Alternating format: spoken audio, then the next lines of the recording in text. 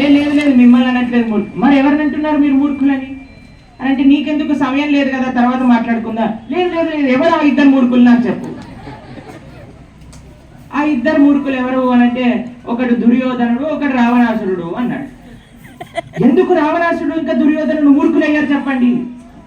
లేదయ్యా నీ దగ్గర సమయం లేదు కదా నువ్వు వెళ్ళిపో మళ్ళీ మాట్లాడదాం అన్నారు. లేదు లేదు ఏం చేశారు వాళ్ళిద్దరు చెప్పండి అని అంటే ఒకళ్ళు పాపం ఒక ఆవిడని ఎత్తుకెళ్ళిపోయారు. ఎత్తుకెళ్ళిపోయాడా? ఎలా ఎత్తుకెళ్ళిపోయాడు? ఎందుకు ఎత్తుకెళ్ళిపోయాడు?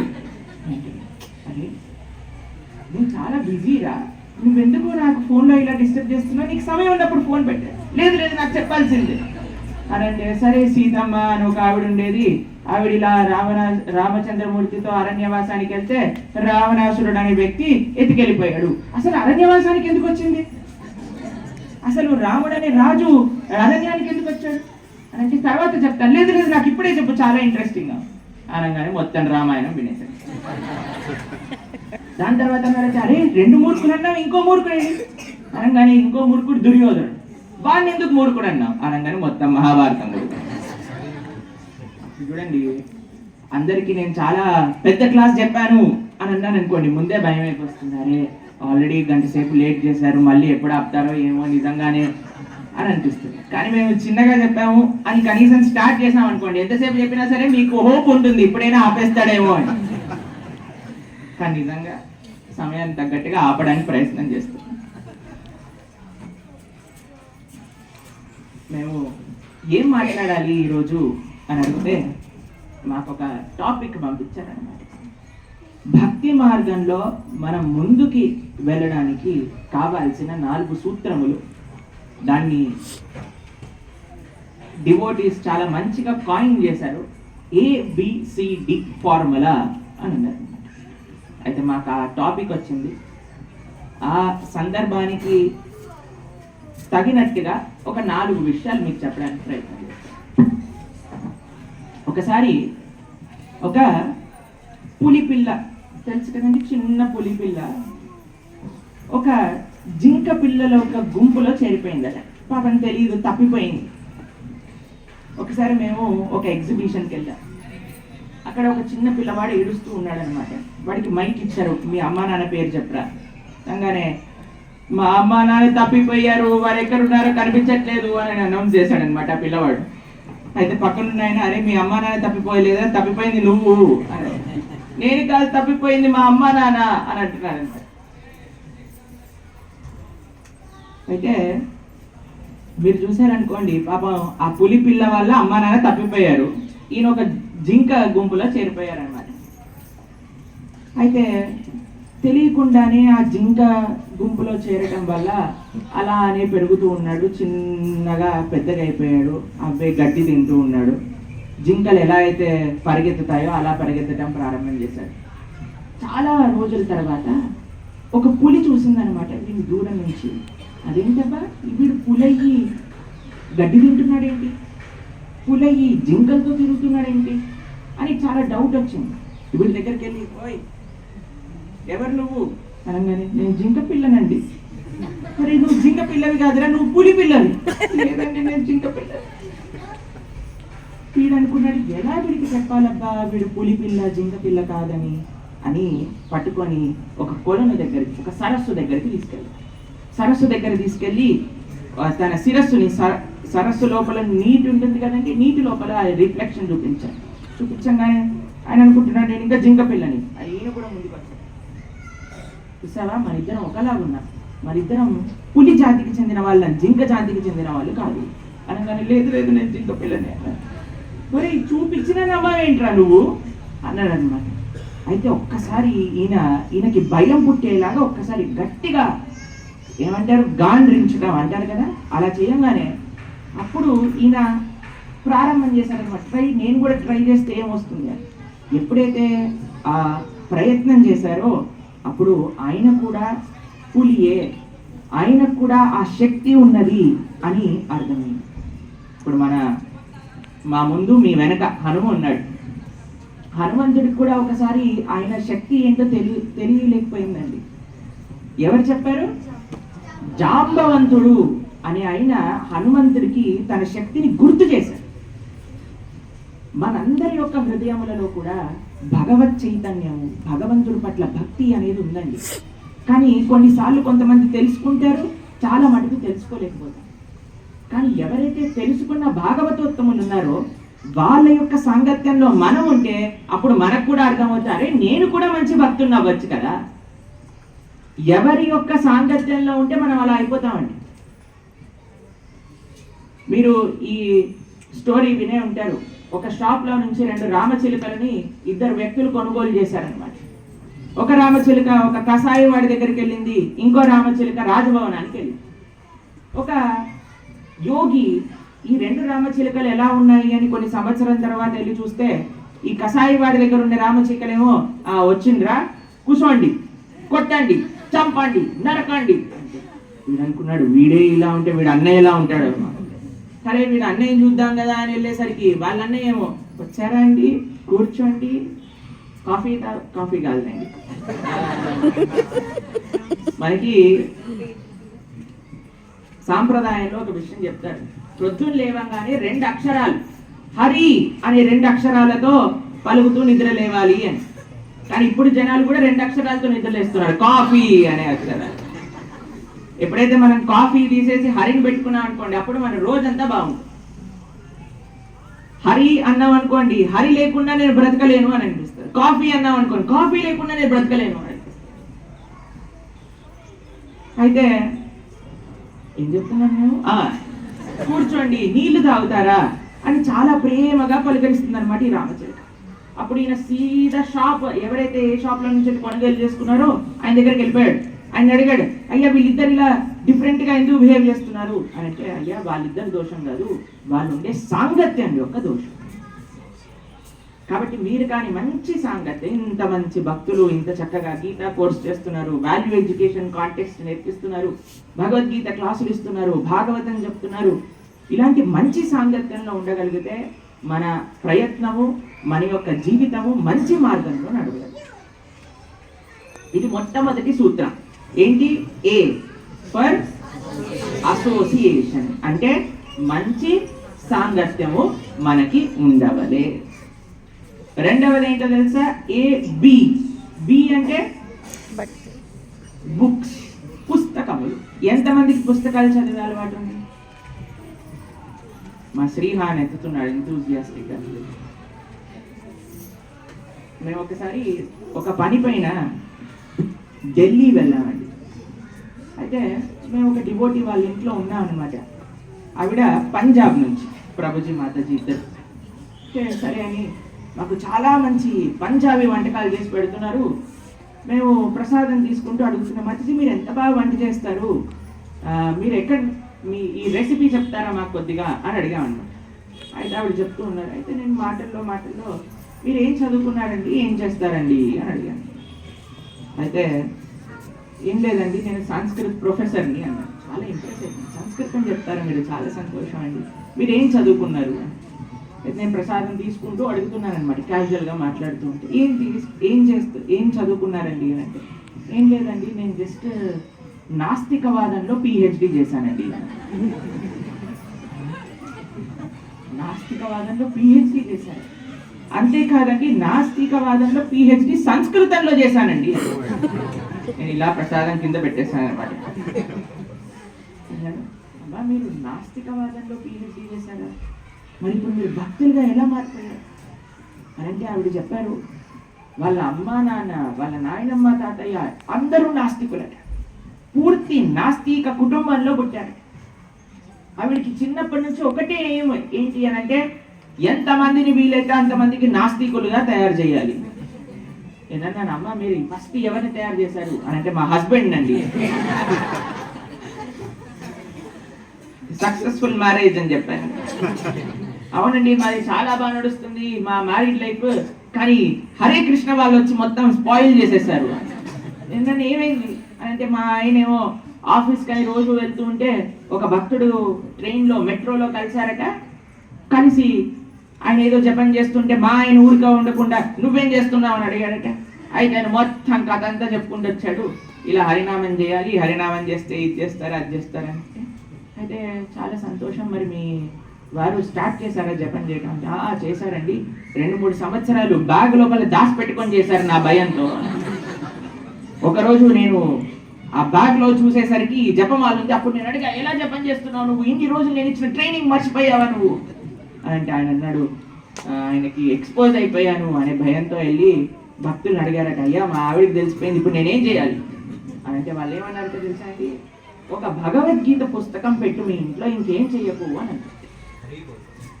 సరే అని ఒక భగవద్గీత కొనుక్కున్నారు. భగవద్గీత కొనుక్కొని వాళ్ళ ఇంట్లో వాళ్ళ బెడ్ పక్కన పెట్టేశారు అంతే. ఈవిడ ఒక రోజు పాపం టీవీ చూద్దాము అని ఆన్ చేస్తే టీవీ రావట్లేదట, కరెంట్ పోయిందట, అప్పట్లో ఇన్వర్టర్ లేవేమో. అయితే సరే బోర్ కొడుతుంది కదా, ఈ పుస్తకంలో ఏముంది అని ఒకసారి చదవటం ప్రారంభం చేస్తున్నారు. ప్రొద్దున 9:30కి ప్రారంభం చేసిన చదవటం వాళ్ళ ఆయన రాత్రి 8 గంటల వరకు వచ్చేంత వరకు చదువుతూనే ఉందట. చదివాక అయ్యో అప్పుడే చప్పట్లు కొట్టేశారేంటి, వినండి మొత్తం. వారు ఇంటికి రాగానే ఫస్ట్ అడిగిందట, ఈ పుస్తకం రాసిన ఆయన ఫోటో తెచ్చి మన ఇంట్లో పెట్టండి. ఆయన ఎవరో కాదు, శ్రీల ప్రభుపాదులు వారు భగవద్గీత భాష్యాన్ని ఇచ్చిన మన సంస్థాపకాచార్యులు.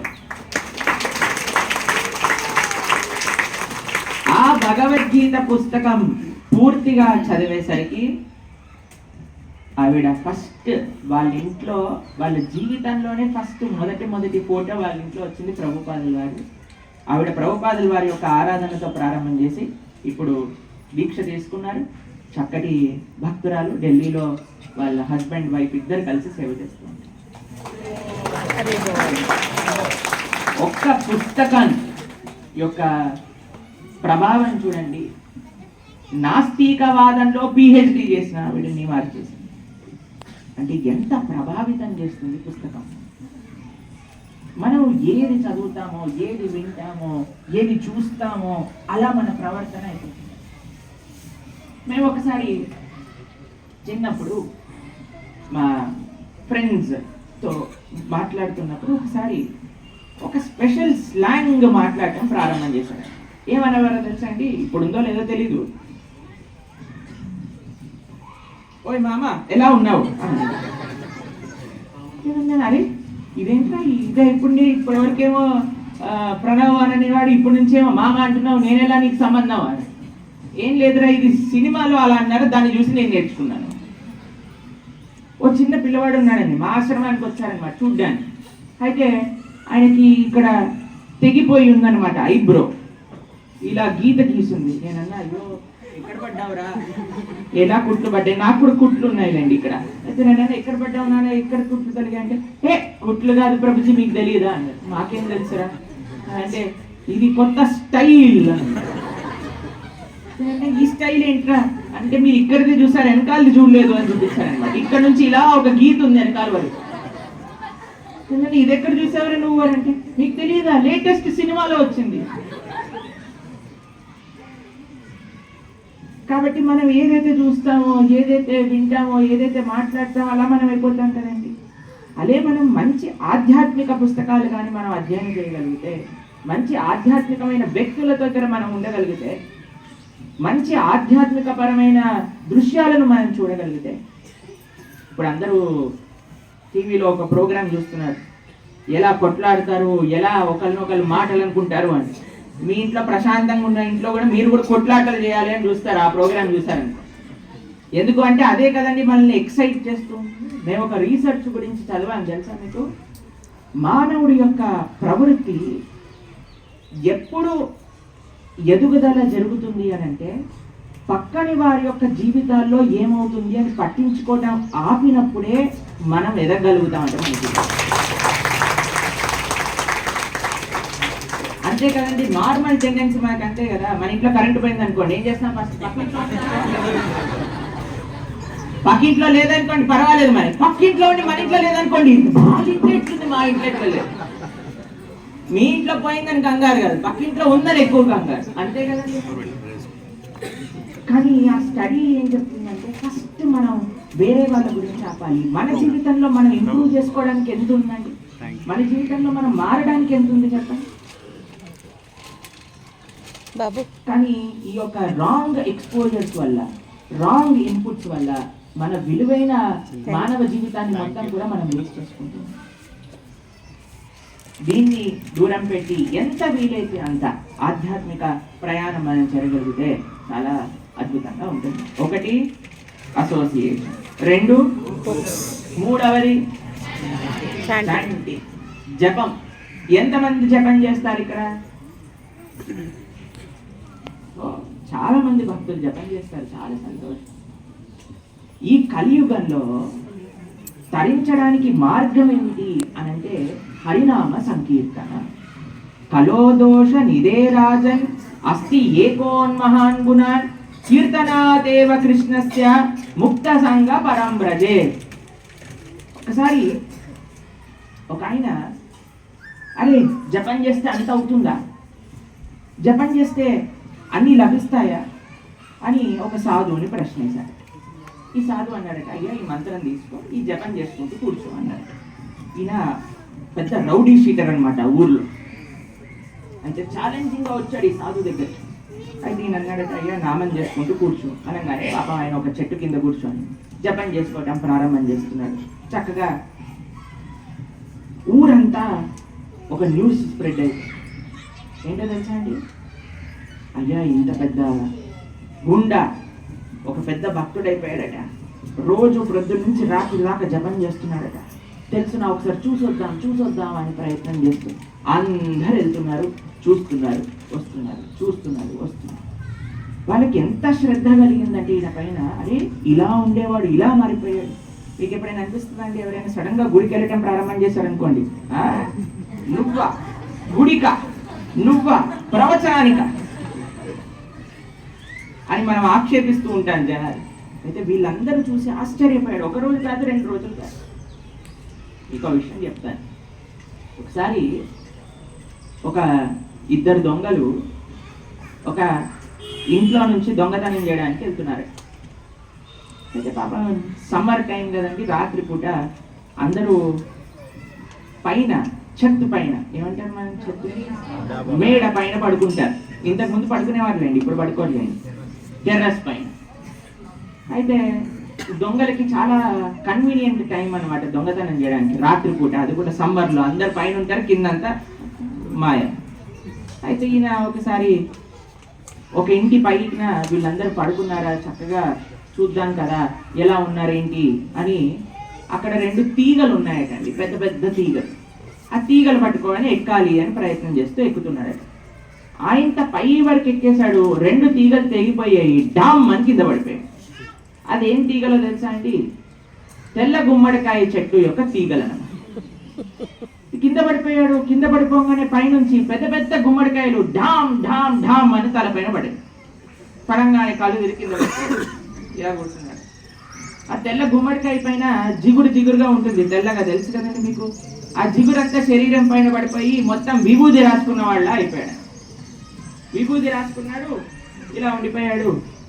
ఇంత పెద్ద శబ్దం వచ్చింది, ఏమైందబ్బా అని అందరు పైకెత్తుకుంటూ కిందికి తీసుకోగానే ఆ ఇంట్లో ఉండే ముసలావిడ అన్నది, అమ్మో మన ఇంటికి ఒక పెద్ద సాధు బాబాజీ వచ్చాడు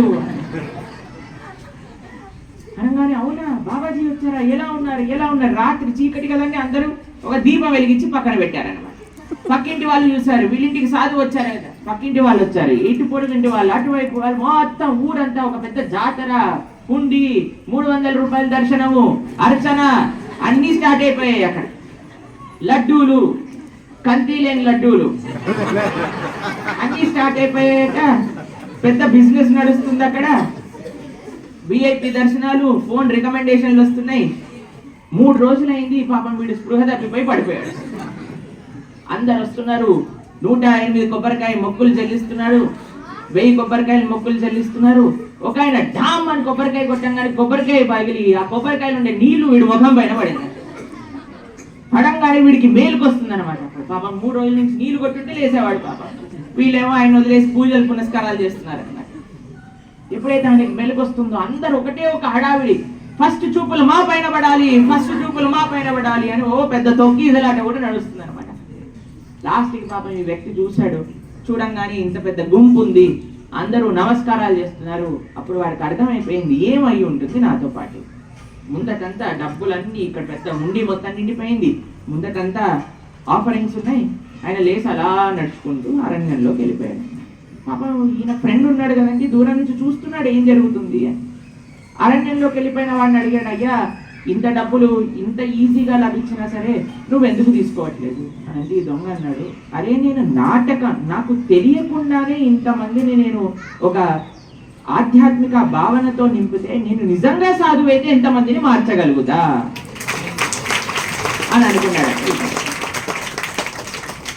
మీకు అన్నిటికంటే పవర్ఫుల్ మీన్స్ చెప్తానండి ఈ ప్రపంచంలో.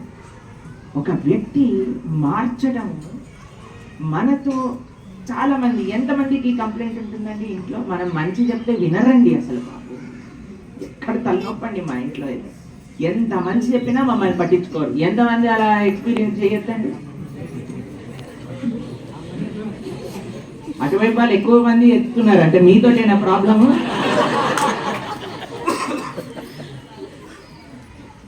ఎందుకు మనం మంచి చెప్పినా పట్టించుకోరు అని అంటే, చాలాసార్లు మనతో ఆ శక్తి లేదండి మార్చడం. కానీ మనం ఎప్పుడైతే మన ఆధ్యాత్మిక సంపదను జాగ్రత్తగా కాపాడుకొని మనం ఆచరించినప్పుడు భగవంతుడు మార్చేస్తారు మనం మార్చాలి అనుకున్న వ్యక్తి. మా జీవితంలో ఎన్నో ప్రత్యక్షమైన నిదర్శనలు మేము చూసాం. మనం ఎంత చెప్పినా వినరు, కానీ భగవంతుడికి ప్రార్థన చేస్తే తండ్రి వీడిని కూడా నువ్వు నీ మార్గంలో నడిపించు అనగానే కొన్ని రోజులలోనే వాళ్ళ లోపల మార్పు అనేది ప్రారంభం. కాబట్టి అన్నిటికంటే ముఖ్యమైనది అంటే మన లోపల మార్పు రావాలి. సరే, ఈ దొంగ జపం చేస్తున్నాడు కదా, ఈ దొంగ దగ్గరికి తీసుకొచ్చేస్తున్నారు అనమాట అందరూ. పాలు, పండ్లు, బియ్యం అన్ని తీసుకొచ్చి ఆయన ముందు పెట్టే సరిపోతుంది. కొన్ని రోజుల తర్వాత ఈ ఉపదేశం చేసిన గురువు వచ్చాడనమాట. గురువు వచ్చి అడిగారు, అయ్యా ఎలా నడుస్తుంది అంటే, నేనేం పని చేయట్లేదండి, కానీ ఇంత సంపద నా దగ్గరికి వచ్చింది. ఎందుకండి? పాపం వీళ్ళందరూ కష్టపడితే కానీ ఆర్జించలేని డబ్బులు ఈయన మాత్రం జపం మాత్రం చేత వచ్చేస్తున్నాయి. కాబట్టి మేము కూడా జపం చేస్తాం రోజు, మా దగ్గర కూడా తెచ్చిస్తారా రేపటి నుంచి అని అడగండి. మన ధర్మాన్ని మనం ఆచరిస్తూ ఉండాలి. దాంతోపాటు భగవంతుని కూడా ఆశ్రయించి ఉండవాలి. ఒకటి A for B for C for కలోదోష నిదే రాజన్ అస్తి ఏకోన్ మహాన్ గుణాన్ కీర్తనాత్ ఏవ కృష్ణస్య ముక్త సంగ పరం వ్రజేత్. ఒకసారి రామచంద్రమూర్తి వీళ్ళందరూ రామసేతు కరుగుతుంటే వెళ్ళేసరికి అక్కడ చూసేసరికి శ్రీరామ్ అని రాసి నీళ్ళల్లో వేస్తున్నారు, అది తేలుతుంది. రాముడు అన్నాడు, అరే నా నామమే తరింపజేస్తే నేనే డైరెక్ట్గా వేస్తే ఇంకెంత బాగుంటుంది అని ఒక రాయి తీసుకున్నాడంటే ఇలా వేశాడు. ఏమైందో తెలుసా అండి? కానీ మునిగిపోయింది అనమాట. అయితే రాముడు ఆశ్చర్యపోయాడు, కొద్దిగా సిగ్గేసింది అనమాట. కొద్దిగా హనుమ కొద్దిగా ప్రైవేట్గా నువ్వు ఒకసారి పక్కకు పిలిచాడు. ఏమైంది? అది మునిగిపోయింది. ఏం లేదండి, మీకంటే కొద్దిగా పవర్ఫుల్ అసోసియేషన్ ఉంది కదా, అందుకోసం అవి తేలుతున్నాయి, మీరే పట్టుకున్నారు కాబట్టి అది మునిగిపోయింది. నాకంటే శక్తి ఎవరికి ఉన్నది? నాకంటే శక్తి ఏం లేదండి, మీకంటే శక్తివంతమైనది మీ నామము అని. అందుకే మనకు ఒక కీర్తనలో అంటారు, హరిసే బడా హరి కా నామ్ అని. భగవంతుడి కంటే గొప్పది భగవంతుడి యొక్క నామం. ద్రౌపదీదేవి ఆ రోజు భగవంతుడి యొక్క నామాన్ని చెప్పే భగవంతుడు వచ్చేంత వరకు కూడా వెయిట్ చేయలేదు. ఆ నామమే చీరగా మారి ద్రౌపదీదేవిని రక్షించింది. గజేంద్రుడు ప్రార్థన చేయంగానే గజేంద్రుని రక్షించి, ఎక్కడెక్కడ రక్షణ అని మనం పొందగలి అని అంటే అక్కడక్కడ భగవన్నామాన్ని మనం వినియోగించాలి. కాబట్టి అత్యంత సులభమైన మార్గము కలియుగంలో ఏదైనా తరించడానికి అని ఉంటే అది భగవన్నామ సంకీర్తన. ఇందాకే మనం ప్రోగ్రామ్ స్టార్ట్ చేసేటప్పుడు కూడా భగవన్నామ సంకీర్తనతో ప్రారంభం చేసాం. 4వది చిట్ట చివరిది డి. డి ఏంటో తెలుసా అండి మీకు? డైట్ అంటే డైటింగ్ కాదు. డైట్ అంటే మనం తీసుకునే ఆహారం.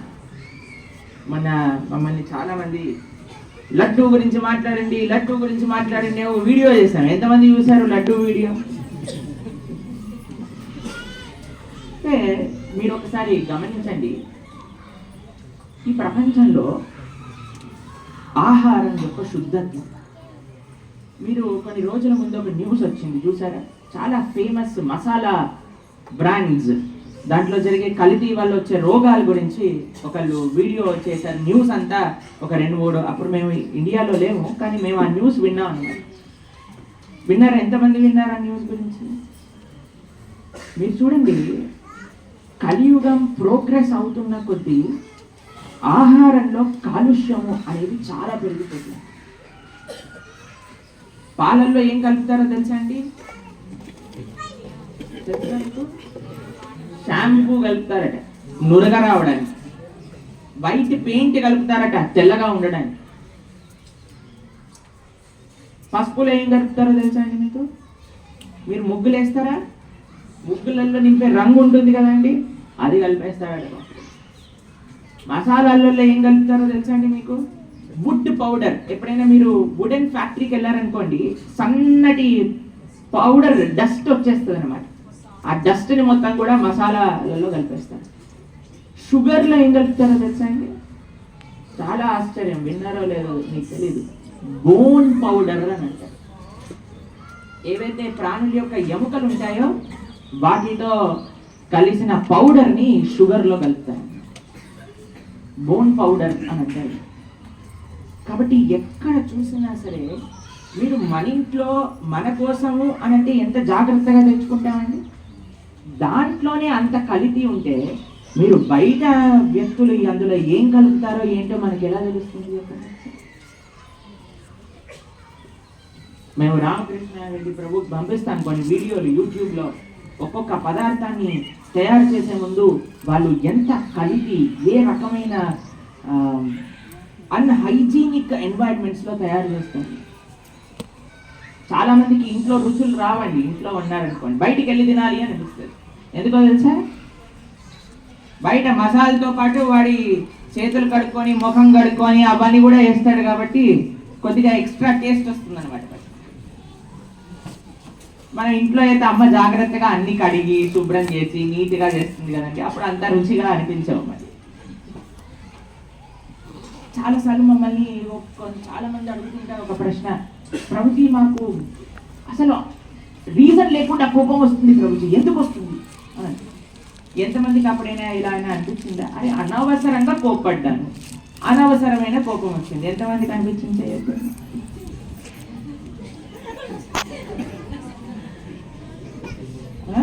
మీరందరూ చాలా సాధువుల్లా అనిపిస్తుంది అన్నమాట. ఎందుకు వస్తుందంటారు అనవసరంగా కోపం? అనవసరంగా కోపం వస్తుంది అని అంటే అది మీ కోపం కాదు, మీరు తెచ్చి పెట్టుకున్న కోపం. మనం ఎక్కడి నుంచి తెచ్చి పెట్టుకున్నా? ఎవరైతే కోపంతో ఉన్నారో వారు వండిన ఆహారాన్ని మనం స్వీకరిస్తాం. మీరు చూడండి, అందరూ అంటారు అందరికంటే ఫేవరెట్ వంట మా అమ్మ వంట అని అంటారు. ఎంతమంది అంటారు అమ్మ వంట మీకు ఫేవరెట్ అని? అలా చేయకండి, మళ్ళీ ఇంటికి వెళ్ళాక మీ ప్రాబ్లమ్స్ అవుతాయి. ఎందుకండి అమ్మ వంట ఫేవరెట్ అవుతుంది?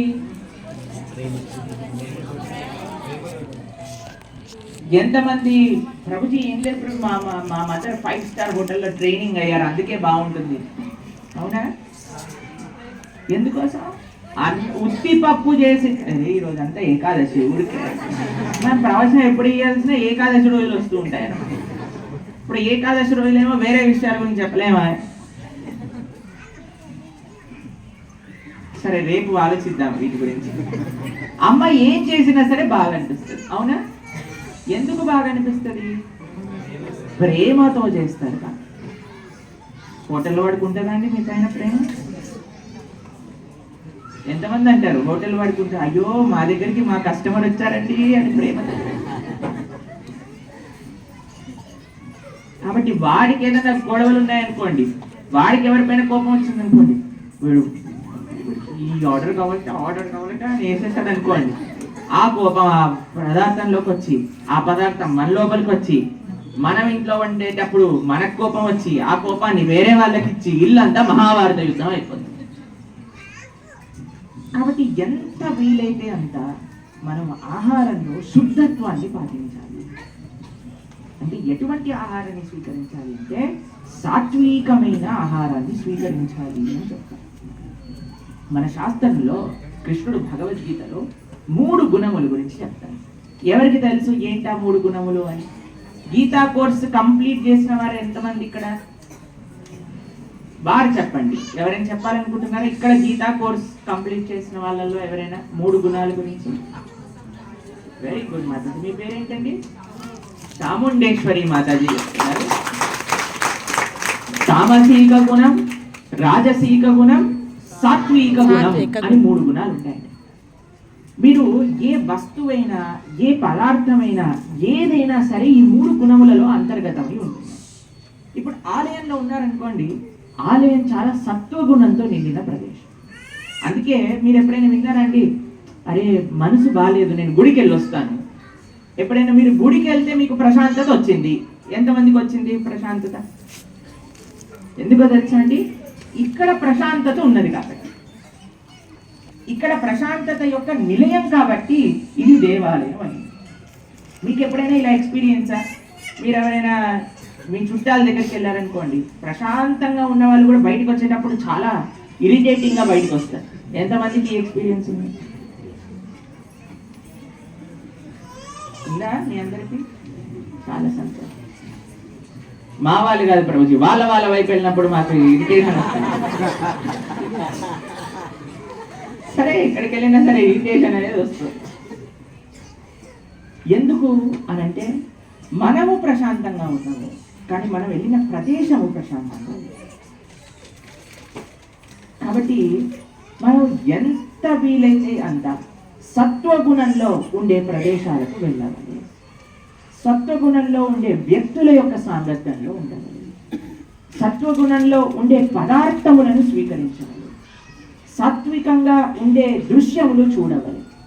ఇప్పుడు సినిమాలలో వాటిలలో చూసారనుకోండి, అక్కడ మొత్తం యాక్షన్ మూవీ అని అంటారు. అంతేనా అండి? ఎవరైనా సాత్వికమైన మూవీ అని ఆడిస్తారా? ఎవరైనా చెప్పండి. ఉంటుందా? మీరు సినిమాలు చూసారనుకోండి, పాపం హీరో హీరోయిన్ పెళ్ళి అయిపోతుంది, దాని తర్వాత శుభం కార్డ్ అని ఒకటి వేసేస్తారు. దాని తర్వాత ముందుంది ముసళ్ళ పండగ, అది చూపించారనమాట ఎవరు కూడా. అవునా కాదా చెప్పండి? కాబట్టి మన జీవితంలో ఏవైతే నేర్చుకోవాల్సిన, తెలుసుకోవాల్సిన విషయాలు ఉన్నాయో అవి ఎప్పుడైతే మనము శాస్త్రములను అధ్యయనం చేస్తామో, ఎప్పుడైతే మనం మంచి భాగవతోత్తముల యొక్క సాంగత్యంలో ఉంటామో, అప్పుడు మనకి చక్కగా గోచరం అవుతాయి.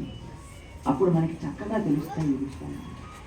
అందుకే ఈ 4 ప్రిన్సిపల్స్ కానీ మీ జీవితంలో ఆచరించగలుగుతాం. అసోసియేషన్, పుస్తకం, చాంటింగ్, ఈ 4 కానీ ఒక 4 బేబీ స్టెప్స్ టువర్డ్స్ లాంగ్. ఈ 4 అడుగులు కానీ మనం వేయగలిగామనుకోండి, మనం ఎంతో ఆనందంగా, ఎంతో సురక్షితంగా భగవంతుడి యొక్క శ్రీచరణాల దగ్గరికి వెళ్ళచ్చు. దీంట్లో ఎటువంటి డౌట్ లేదు. భగవంతుడు ఎప్పుడు ఉన్నాడని మనకు కాపాడుకోవాలి. ఎప్పుడూ మనతో పాటు ఉన్నాడు భగవంతుడు కాపాడు. మొన్న మేము ముంబైలో ఉన్నప్పుడు ఒక డివోటీ హైదరాబాద్ నుంచి వచ్చారనమాట. అయితే మాతో మాట్లాడుతున్నారు. మేము ఒక ప్రదేశంలో కూర్చొని మాట్లాడుతున్నాం. ముంబైలో సీ బీచ్ ఉంటుందన్నమాట. మా ఆలయానికి ముందే, మా రాధా గోపీనాథ్ టెంపుల్ ముందే బీచ్ రోడ్ ఉంటుందన్నమాట. అయితే అక్కడ కూర్చొని నేను ఆయన ఇద్దరు మాట్లాడుకుంటున్నాం. మా ముందు తాజ్ మహల్ హోటల్ అనిపిస్తుంది మాకు. తెలుసా మీకు తాజ్ మహల్ హోటల్ గురించి? విన్నారా మీరు? ఎక్కడైతే ఒకసారి టెర్రరిస్ట్ అటాక్ జరిగింది. అయితే అక్కడ ఒక డివోటీ కూడా ఆ రోజు ఆ హోటల్లో ఉన్నాయండి. ఉన్నప్పుడు ఫైరింగ్ జరిగింది. వాళ్ళు ఎవరు చూడలేదు. టక్ టక్ టక్ టక్ టక్ టక్ అని షూటింగ్ చేసేవాళ్ళు అనమాట. ఈ భక్తుడేమో నరసింహస్వామికి ప్రార్థన చేస్తున్నారు, తండ్రి కాపాడు ఇక్కడ ఉండే వాళ్ళందరినీ. మొత్తం షూటింగ్ అయిపోయింది, దుమ్మంతా సెటిల్ అయిపోయింది. చూసేసరికి ఇక్కడ ఉన్నవాడు కింద పడిపోయాడు, ఇక్కడ ఉన్నవాడు కింద పడిపోయాడు, అక్కడ ఉన్నవాడు కింద పడిపోయాడు. ఈయన మాత్రం ఇలానే ఉన్నాడు అనమాట, నిల్చొని ఉన్నాడు. ఏమైందబ్బా నేను ఒక్కనిలా బ్రతికిపోయాను అని చూసేసరికి ఆయన నించున్న ప్రదేశం ముందే ఒక స్తంభం ఉండిపోయింది. ఆ బుల్లెట్లు ఏవైతే ఉన్నాయో ఆ స్తంభానికి తగిలిపోయే కింద పడిపోయాయి. అయితే ఆ భక్తుడు డివోటీస్తో చెప్పారనమాట, ఆ రోజు స్తంభం నుంచి వచ్చి నరసింహస్వామి కక్షించారు, ఈ రోజు స్తంభంగా వచ్చి నరసింహస్వామి.